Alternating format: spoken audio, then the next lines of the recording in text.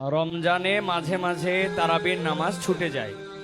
যদি আমার তারাবির নামাজ ছুটে যায়, এতে কি আমার রোজা আদায় হবে বা রোজার পূর্ণতাতে কোনো সমস্যা হবে কিনা?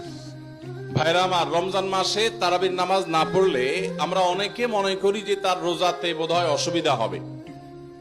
এটা সম্পূর্ণ ভুল ধারণা। তারাবি একটা ইবাদত, রমজানের রোজাটা আরেকটা ইবাদত।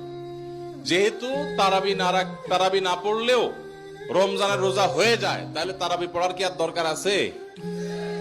কেন? রোজা তো হয়ে যাবে। আলাদা ইবাদত।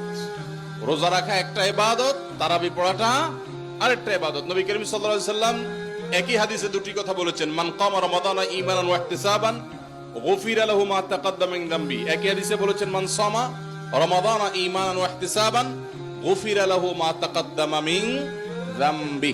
যে ব্যক্তি ঈমান এবং ইখলাসের সাথে রমজানের রোজা রাখবে, আল্লাহ তার পূর্বের গুনাহ মাফ করবেন। যে তারাবি পড়বে তারও পূর্বের গুনাহ মাফ করবেন ইনশাআল্লাহ। এইজন্য ভাইরা, তারাবির নামাজ পড়তে হবে। এটা সুন্নাহ, গুরুত্বপূর্ণ সুন্নাহ, সাধারণ সুন্নাহ না।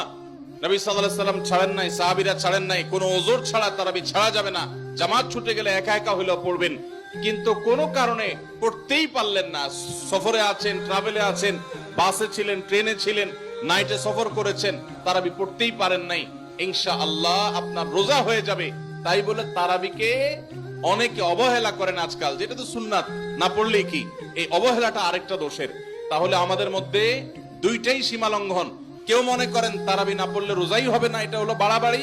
আবার অনেকে মনে করে তারাবি না পড়লেই বা কি, এটা হলো ছাড়াছাড়ি। এই বাড়াবাড়ি এবং ছাড়াছাড়ির মধ্যে আমাদের থাকতে হবে। আল্লাহ আমাদের তৌফিক দান করুন।